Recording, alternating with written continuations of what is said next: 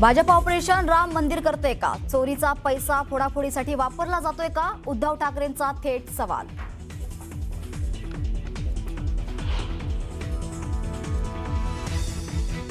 राम मंदिरातील दान चोरीबाबत जाब विचारण्यासाठी 5 जुलैला शिवसेना ठाकरे पक्षाचं राम रक्षा आंदोलन. अब हिंदू माफ नहीं करेगा हा आमचा नारा आहे. ठाकरेंकडून घोषणा.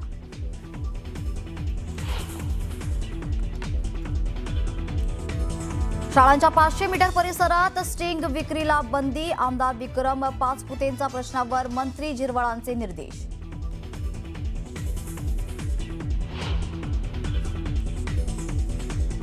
निधी वाटपाच्या मुद्द्यावरून अनिल परब आक्रमक. भाजप नगरसेवक असेल तर कोट्यावधींचा निधी, मग आमच्या नगरसेवकांवर अन्याय का करता? विधान परिषदेत परबांचा सवाल.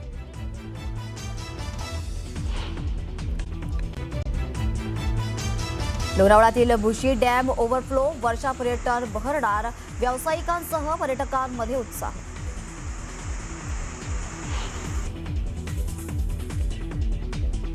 कोल्हापूर जिल्ह्यात पावसाचा जोर वाढलाय. मुसळधार पावसामुळे 5 बंधारे पाण्याखाली. बंधारे पाण्याखाली गेल्यामुळे पर्यायी मार्गाने वाहतूक सुरू.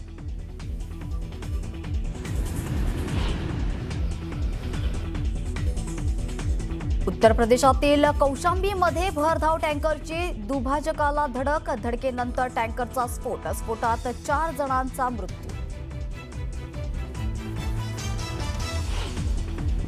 पावसाच्या महत्त्वाच्या बातम्या समोर येत आहेत. सध्या सह्याद्रीच्या डोंगर रांगांमध्ये रिमझिम पावसाला सुरुवात झाली आहे आणि उत्तर पुणे जिल्ह्यामध्ये धरणांमध्ये समाधानकारक पाणीसाठा होण्यासाठी आवश्यक असलेल्या मुसळधार पावसाची अजून सुद्धा प्रतीक्षा कायम आहे.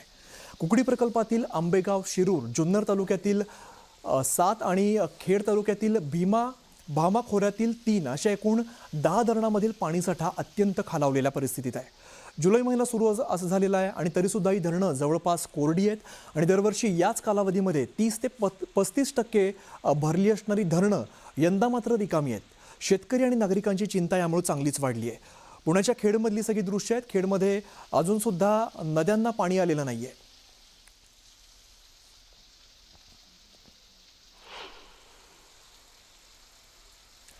तर पुण्याच्या राजगड तालुक्यामध्ये दरड कोसळल्याची मोठी बातमी समोर आली आहे. मुसळधार पावसामुळे दरड कोसळल्याचं कळतंय आणि काही काळ या महामार्गावरती वाहतूक जी आहे ती ठप्प झाली आहे आणि या घटनेमध्ये सुदैवाने कोणतीही जीवितहानी झालेली नाही आहे.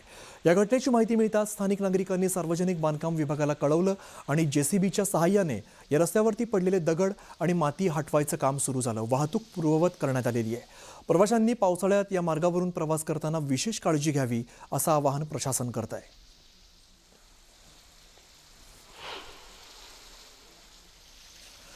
तर सिंधुदुर्ग जिल्ह्याच्या वैभववाडीतील करूळ घाटामध्ये दरड कोसळल्याची घटना घडली आहे. यामुळे तळेरे गगनबावडा मार्गावर कोल्हापूर राष्ट्रीय महामार्गावरती मोठ्या प्रमाणात वाहतूक कोंडी निर्माण झाली आहे. अशामध्येच प्रशासनाकडून दरड हटवण्याचं काम सुरू झालेलं आहे.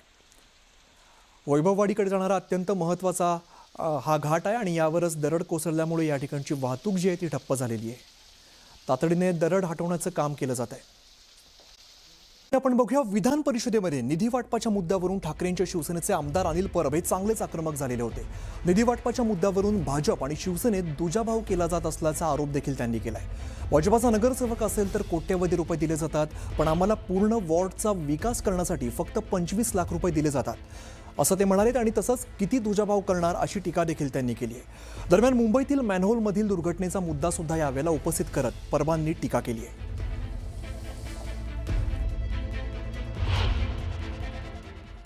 प्रभाकर शिंदे सांगितलं फर्निचरसाठी तुम्ही 3.5 कोटी रुपये देताय आणि एका नगरसेवकाला पूर्ण वॉर्डाचा विकास करायला तुम्ही फक्त 25 लाख रुपये देताय आणि एका नगरसेवकाला फक्त फर्निचरसाठी तुम्ही 3.5 कोटी रुपये देताय.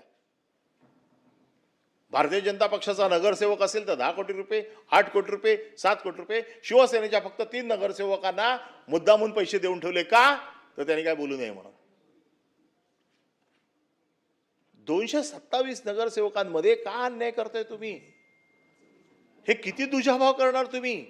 अरे तुम्हाला सत्ताचा हवास होता, तुम्हाला सत्ता मिळाली, माणसं गटारात पडून मरतायत त्याच्यावरती लक्ष द्या.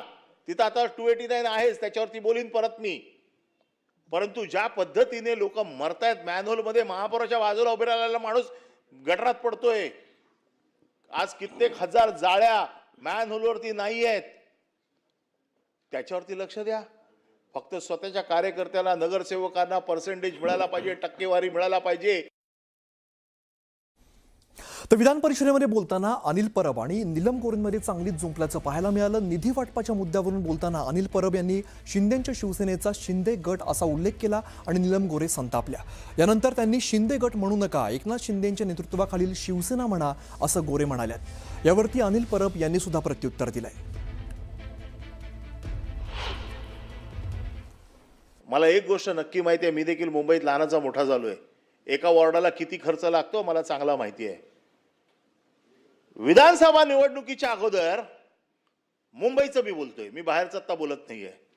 मुंबईच्या जिथे भारतीय जनता पक्षाचा आमदार आहे, जिथे शिंदे गटाचा आमदार आहे, तिथे 150 कोटी ते 250 कोटी नगर विकास खात्यात आले. आणि हे मी काय पुराव्यानिशी बोलतोय. माझ्याकडे वर्क ऑर्डर आहेत, वर्क ऑर्डर बघितलेले आहे. हरकत आहे की शिंदे गट म्हणणं योग्य नाही. आमचं नाव शिवसेना आहे. ठीक आहे, काळजी घ्या. नेतृत्व एकनाथ शिंदे यांच्या नेतृत्वाखालची शिवसेना असं म्हणा. ठीक आहे, काळजी घ्या. सुप्रीम कोर्टात डिसिजन व्हायचं आहे आणि सुप्रीम कोर्ट चौथा स्तंभ आहे. चौथा स्तंभ ज्या वेळेला मला सांगेल की हा पक्ष, आत्ता कोणी सांगितलंय?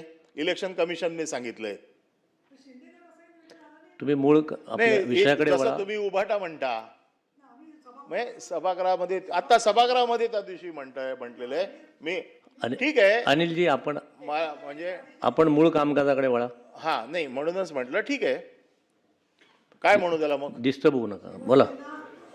हा, आपण सांगा. एकनाथजी शिंदे यांच्या नेतृत्वाखाली असलेल्या शिवसेनेचे नगरसेवक. खुश? लाडकी बहीण आहे. राम मंदिरातील दान चोरीच्या आरोपावरून उद्धव ठाकरे चांगलेच आक्रमक झालेत. सध्या राम मंदिरावरती दरोडा टाकला गेलाय. हे भाजप ऑपरेशन राम मंदिर करतंय का असा सवाल उद्धव ठाकरेंनी विचारलाय. दरम्यान राम मंदिराचा पैसा फोडाफोडीसाठी वापरला जातोय का असा प्रश्न देखील उद्धव ठाकरेंनी उपस्थित केलाय. तर येत्या 5 जुलैला शिवसेना उभाटा रामरक्षा आंदोलन करणार आहे अशी घोषणा देखील उद्धव ठाकरे यांनी केली आहे. दरम्यान मंदिर लुटणाऱ्यांना जागा दाखवल्याशिवाय राहणार नाही असा इशारा देखील उद्धव ठाकरेंनी दिलाय.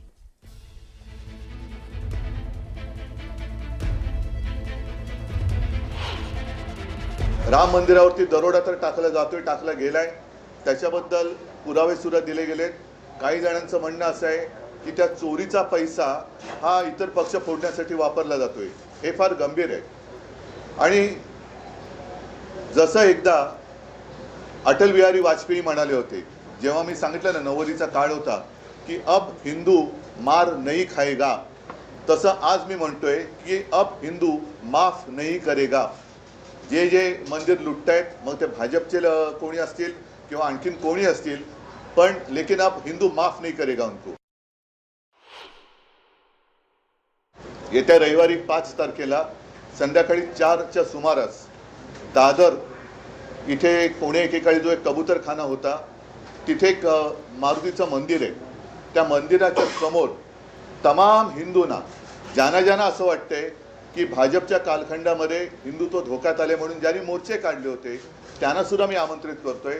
पक्ष वगैरे न बघता जे जे राम भक्त असतील, जे जे हिंदू आहेत, ज्यांना रामाच्या मंदिरात होत असलेली चोरी ही सहन होत नाहीये, पण जाब विचारायचा वाटतोय, ते सगळेजण तिकडे 4च्या सुमारास जमतील. मी स्वतः तिकडे जाणार आहे. माझ्यासोबत शिवसेनेचे नेते असतील, लोकप्रतिनिधी असतील, आणि मी तर म्हणेन केवळ शिवसैनिकच नाही तर तमाम राम भक्त असतील. ज्यांनी हिंदुत्व सोडलेलं नाही, ज्यांनी बाळासाहेबांचे विचार सोडलेले नाहीत, ते सुद्धा हिंदू असतील तर ह्याच्यामध्ये येऊ शकतील. त्यांनी यावं आणि तिथे मग आम्ही रामरक्षा आंदोलन करतो. परवाचा कार्यक्रम ही सुरुवात आहे आणि त्याच्यानंतर प्रत्येक ठिकाणी राज्यभर, जिल्हा पातळीवरती, शहरामध्ये, अगदी खेड्यापाड्यात सुद्धा जिथे जिथे राम मंदिर असेल, जिथे जिथे हनुमान मंदिर असेल, तिथे तिथे हे सर्व हिंदू, सर्व राम भक्त, मी तर म्हणेन आता वारीची सुरुवात होते, अगदी वारकरी सुद्धा या राम मंदिराच्या लुटीविरोधात ज्यांच्या मनात आग आहे, ज्यांच्या मनात राग आहे, ते सगळे एकत्र होऊन या भारतीय जनता पक्षाला ह्याचं उत्तरदायित्व स्वीकारायला लावल्याशिवाय राहणार नाही. त्याच्यामुळे ही सुरुवात होते आहे. मी तमाम हिंदूंना, तमाम राम भक्तांना पक्ष पातळीच्या पलीकडे जाऊन आवाहन करतोय. आवाहन म्हणजे विनंती. आव्हान आणि आवाहन ह्याच्यामध्ये फरक आहे. आवाहन म्हणजे विनंती करतोय की ज्यांना तिकडे यावंसं वाटते त्यांनी तिकडे बिंदास यावं.